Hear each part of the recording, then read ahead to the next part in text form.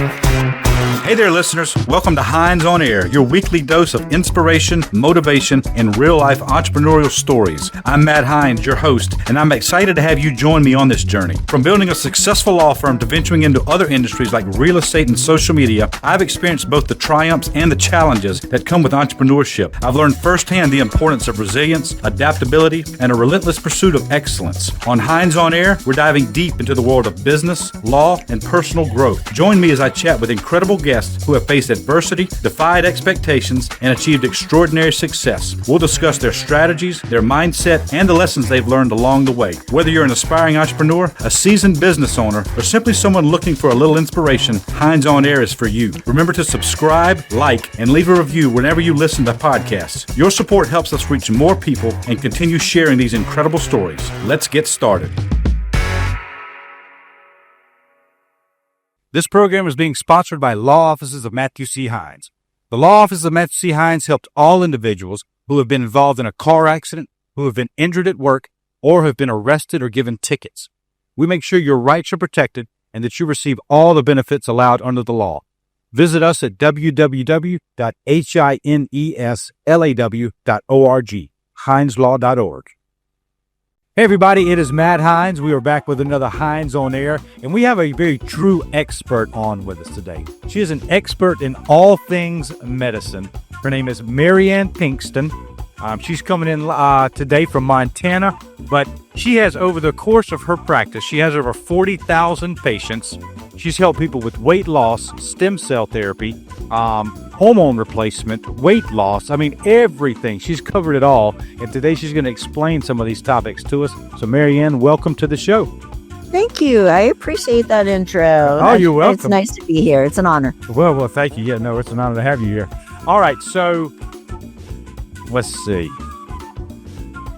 There's so many cool areas because stem cell to me is fascinating.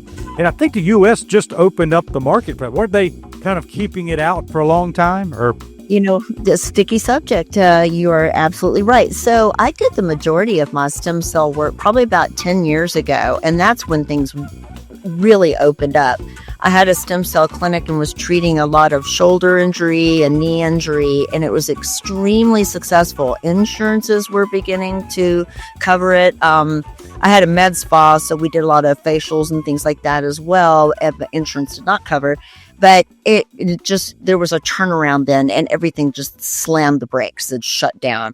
And so we spent probably the last 5 or 6 years with really not a lot going on. And so it just seems like it's trying to pick up speed again. But you are correct. Things really did slow down for some time. Can you break down for people who are listening, who may not fully, they probably heard the term stem cell. What does that mean? Absolutely. I'm sorry. I don't mean to interrupt. No problem. Stem cells are cells that are in everybody, in every living organism. And they mostly live in the bone marrow, but they're in all parts of the body. And they are basically the cells that start at the very beginning and become anything. So it can become an eyelash. It can become a toenail. It can become a knee. It can become the brain, the heart. And, it differentiates after, we begin to develop.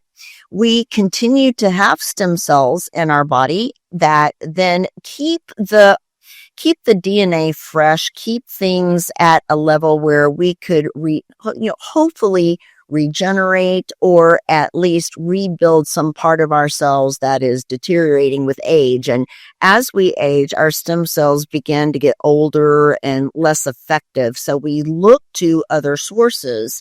There are stem cells that are derived from women who give birth and the placenta, after they birth the placenta, and that is all approved. Women know about it and doctors have them sign off and other sources. But mainly that is what it does, is it can go in and help to regenerate a part of the body that is failing and aging or is having difficulty growing. One of the things I mentioned is the shoulder and knee that I did, cartilage.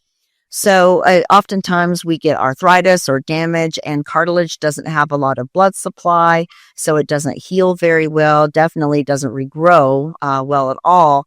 And so we can enter stem cell or some sort of basic level of, cellular function and help regenerate some of the tissue. We can't grow cartilage exactly, but a cartilage-like substance. And so it gives people back their lives. I've had people who had tremendous amount of pain and couldn't work out any longer, couldn't do, play with their kids and turn around and give them their life back. So we treat a lot of cancers or, brain damage to the brain, again, to the heart and other places. There's just a tremendous amount of areas where stem cell could be very effective. And then there's the cosmetic industry.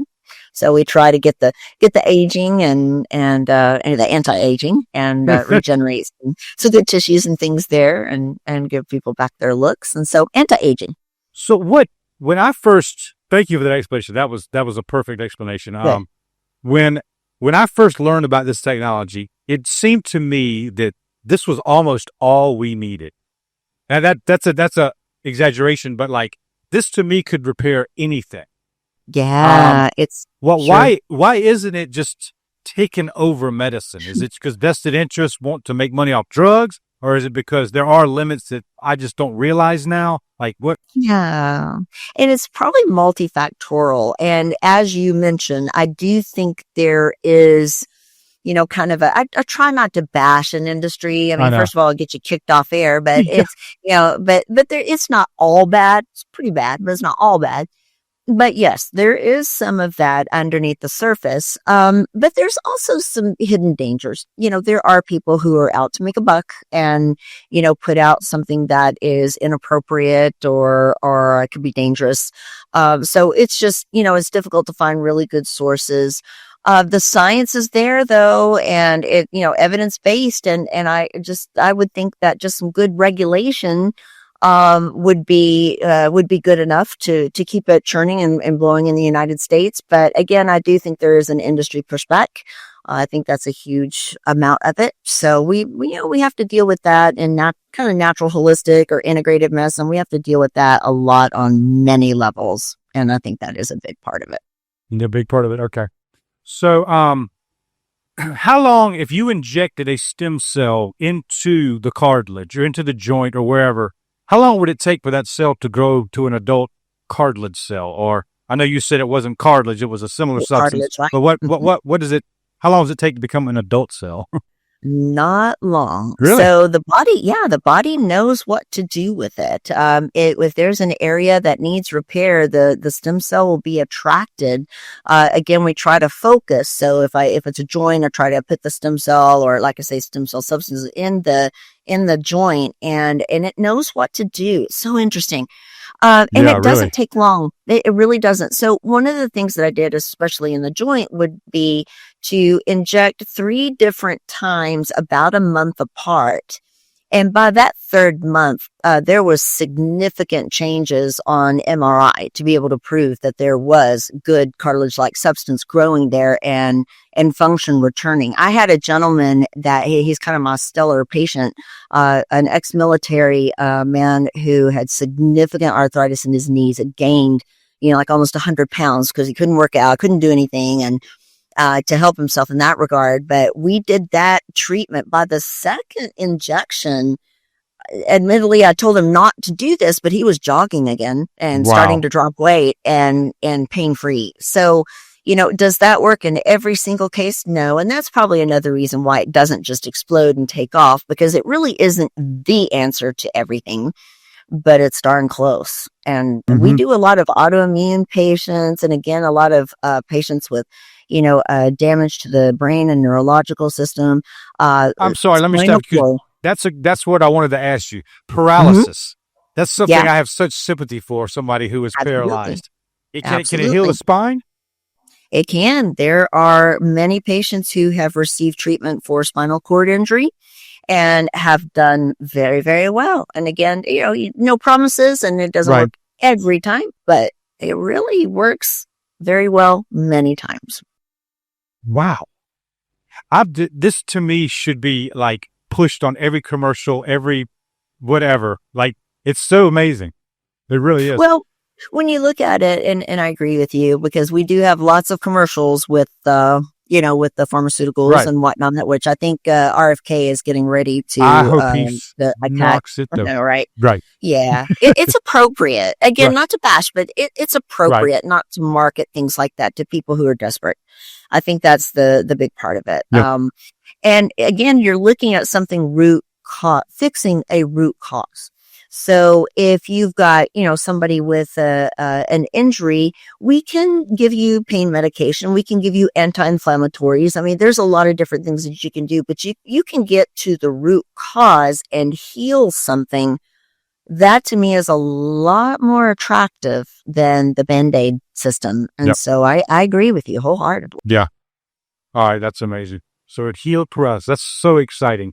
Can it, like, if the spinal cord is severed, can it reattach it, or can it only do it if it's kind of like ripped some?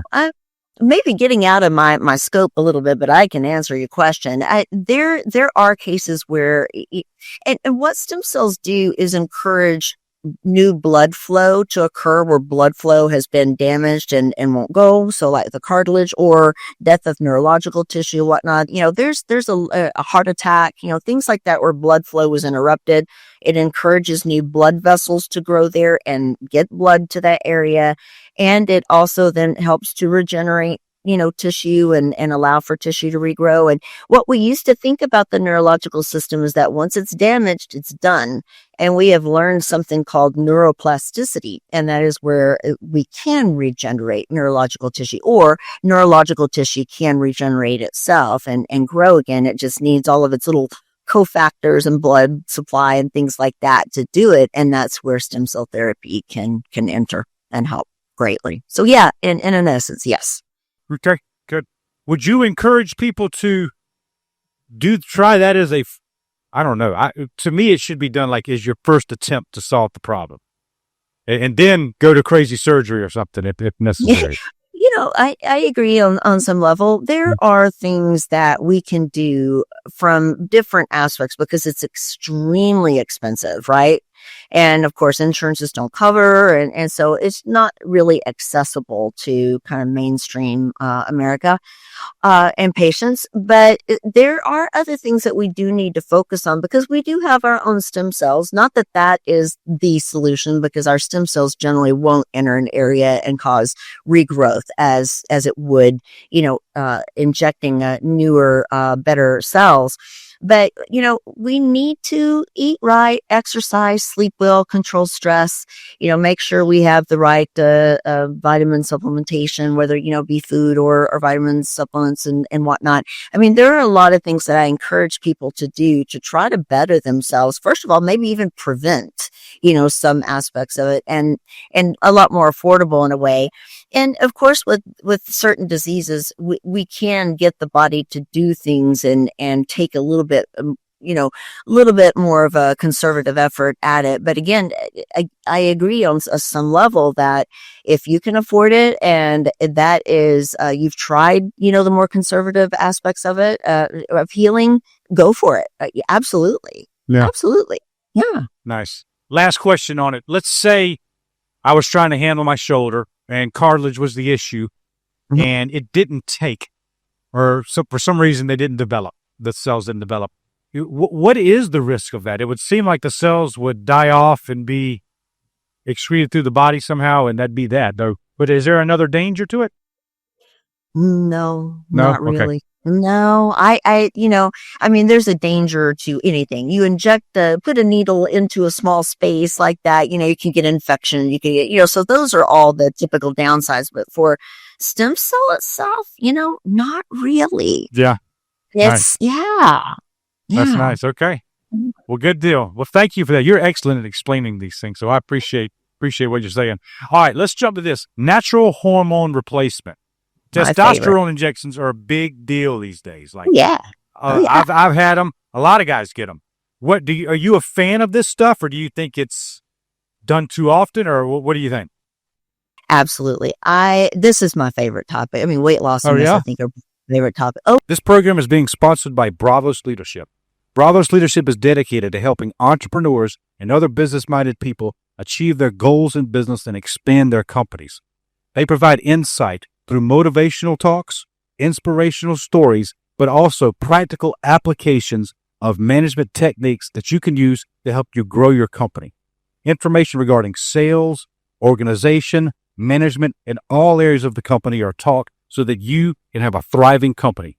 Visit bravosleadership.com and find out more information. Oh, yeah, Okay. absolutely. And for the last 10 years, I have really practiced hormone replacement therapy on patients and really had, again, it's my niche. And so I have focused a lot of time and learned a lot about it. Hormone replacement is a good thing. As we age and we lose our ability to, make our own hormones, we really put ourselves at risk. So, heart attack and stroke, cancer and dementia, osteoporosis. I mean, we gain weight. We feel bad. Our marriages fail. Women have difficulty with libido.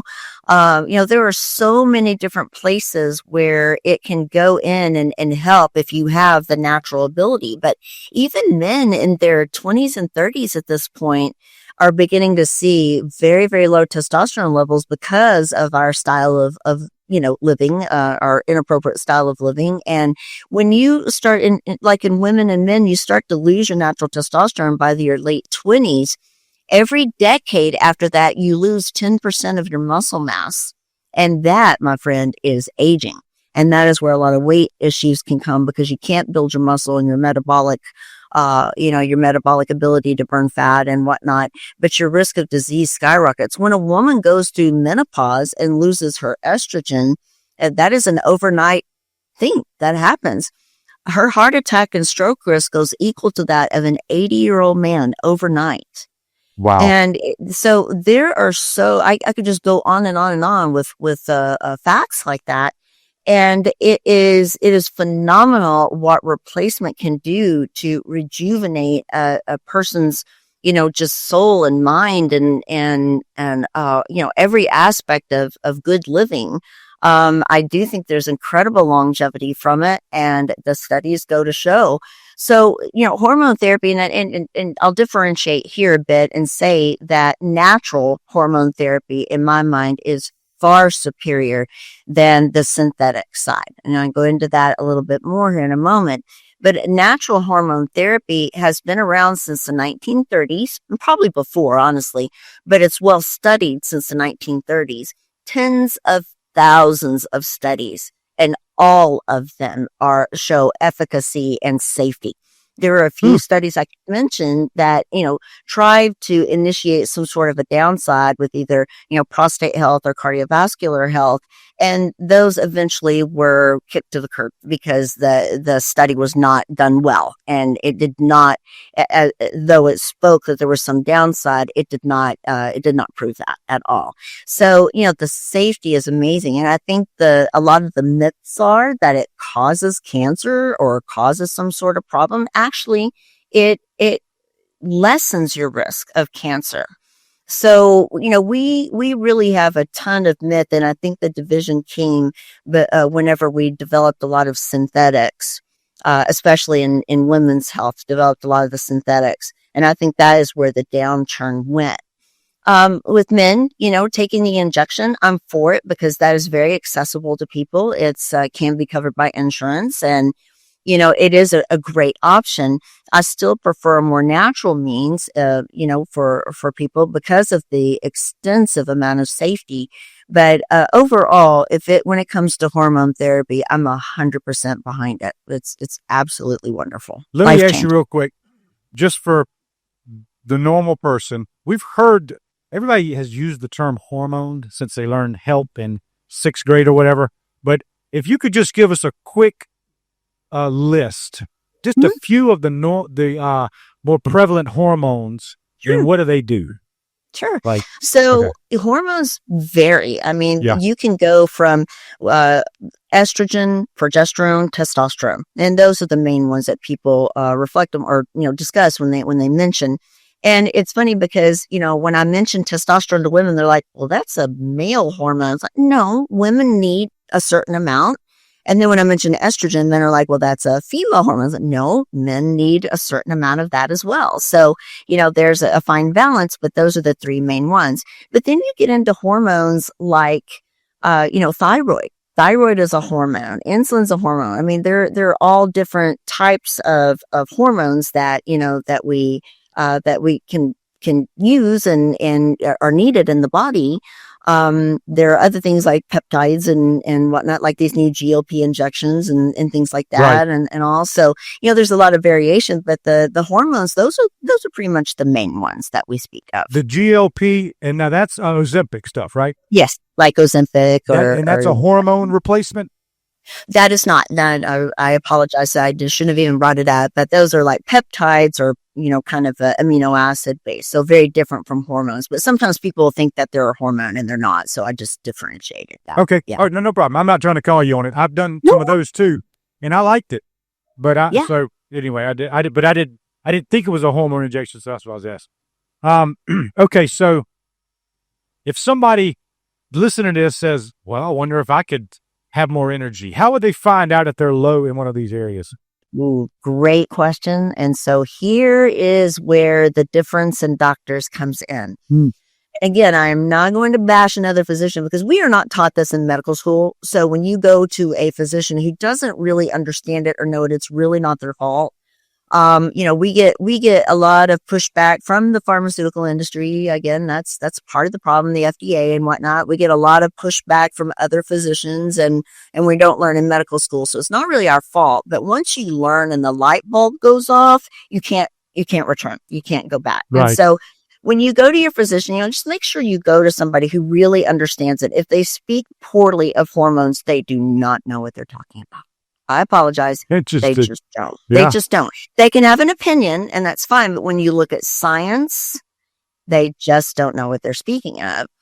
And so that's the first thing. Go to somebody who's open enough to tell you the pros and cons and tell you honestly and not speak just from opinion, but speak from science. The next thing is get lab work. So lab work is interesting too, because when you get your blood drawn, there was I always say about 5-6 years ago, and it's probably 10, 12 now, but the laboratories were sued for their reference ranges. And so they initiated a plan to do their reference ranges based on population averages. Okay. So when you go in and your doctor looks at your labs and says they're all normal, they're normal based on a sick population. So they're not really normal, but you're normal to everybody else around you who's sick, but they're really sick, not normal. Isn't that crazy? That's crazy. So they will underestimate like testosterone in men. It can say anywhere from 200 to 700, and it's different for each lab, but 200 to 700 is normal. And there is nothing normal about that. We have studied, and testosterone levels in men are normal from 900 to 1200, and maybe even a little bit above that. So, and in women, they'll say 0 to 70 is normal. And again, that is not correct either. The science behind it says 250 to 350 is normal.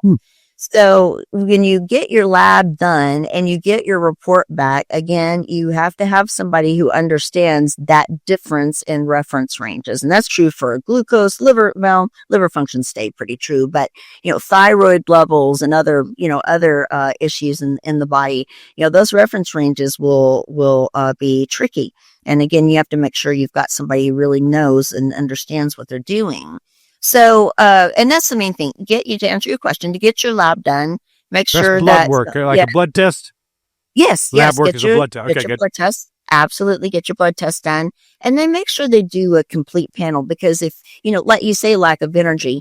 The hormone factor is one of the large factors of it, but you have to remember the body is kind of a 500-piece puzzle and every piece matters. And so the hormone is like one piece of the puzzle.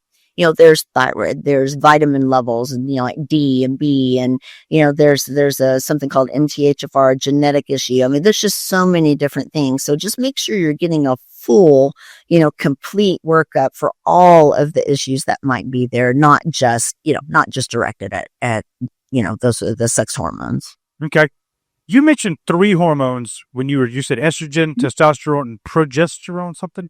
Yes. What is that one? I haven't heard of that one. Progesterone. So we generally use that a lot for women.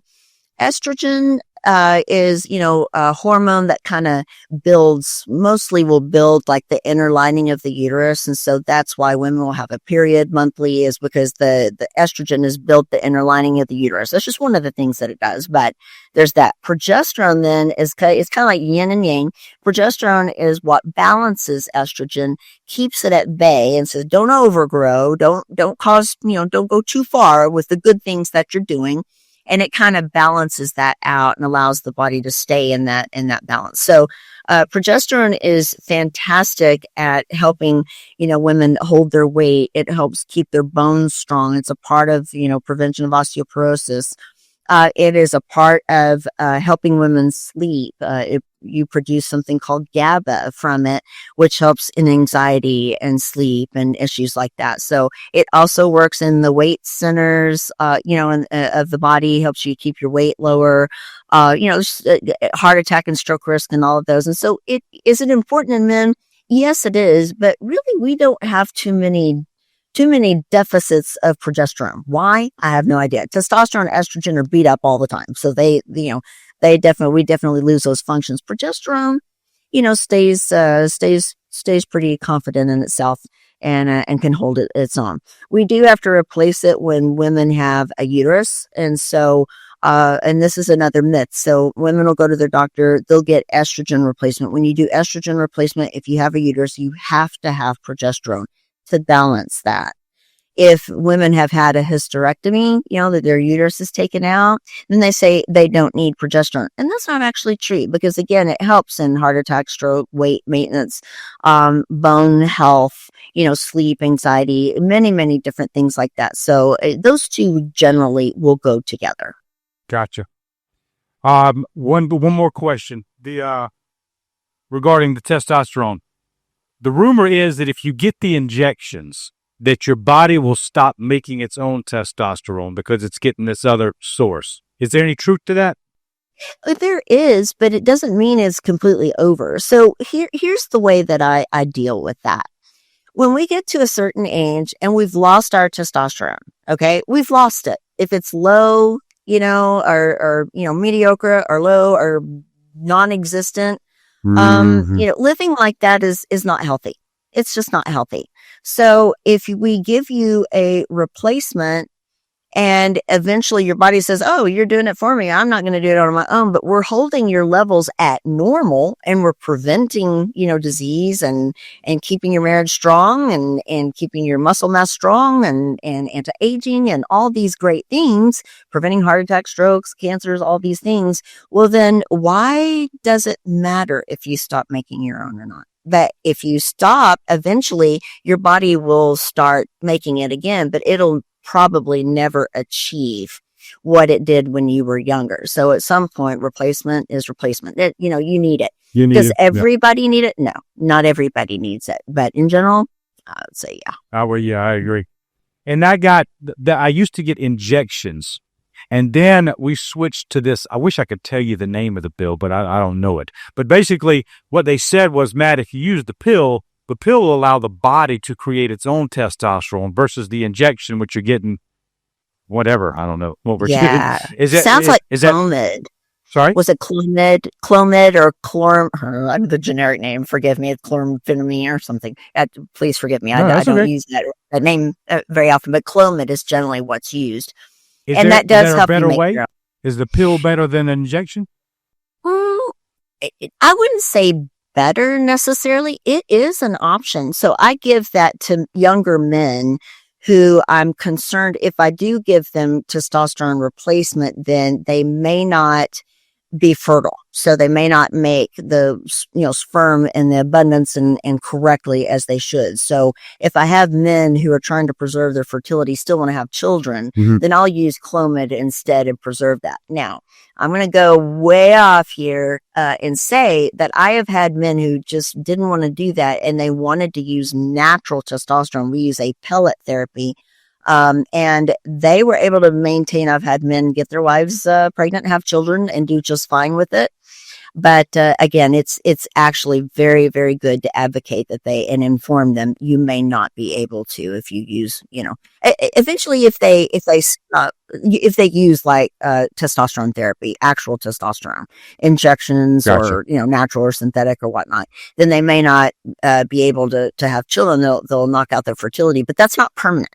That is not permanent. That will come back. It could take 6 to 18 months, but it will come back.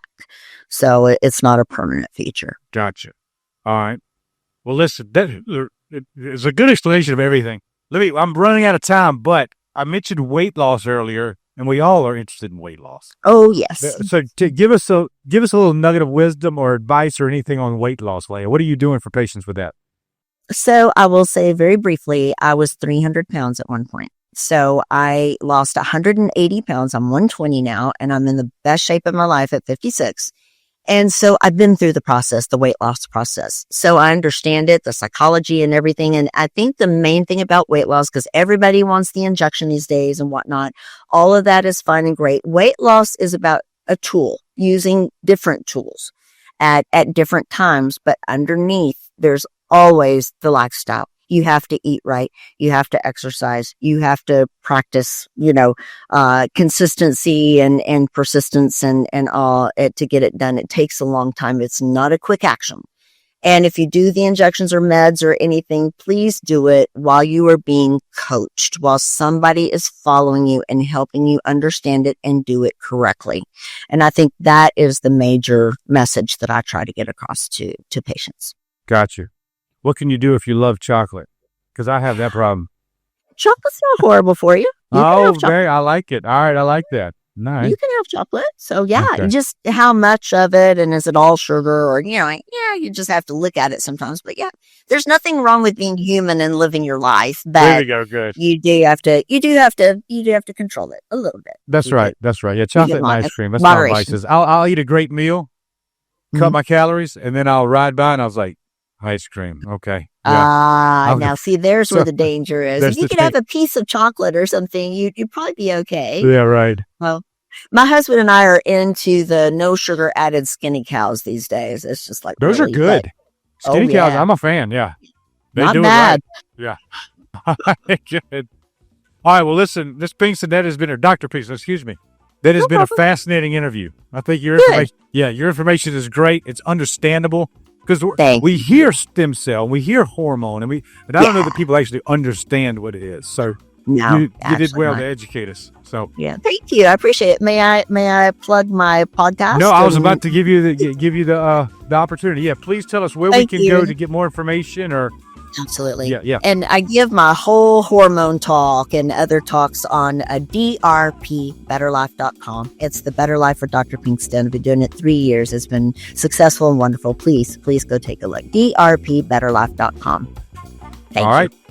DRP, and we'll put that link in the description below this podcast as well. Thank you. All Thank right. you. I appreciate that so much. Absolutely. All right. Well, listen, everybody, I hope you enjoyed the information. You take advantage of this. Hopefully have a healthier, better lifestyle. And if you like this information, comment below, like us, and share this video. Tell us if you agree or disagree. It doesn't matter. We would love to hear your information and your opinions. But anyway, thank you for joining us, and we look forward to seeing you on the next Hines on Air. This program is being sponsored by Law Offices of Matthew C. Hines. The Law Offices of Matthew C. Hines helped all individuals who have been involved in a car accident, who have been injured at work, or have been arrested or given tickets. We make sure your rights are protected and that you receive all the benefits allowed under the law. Visit us at www.hineslaw.org, hineslaw.org. Hines on Air is for you. Remember to subscribe, like, and leave a review whenever you listen to podcasts. Your support helps us reach more people and continue sharing these incredible stories.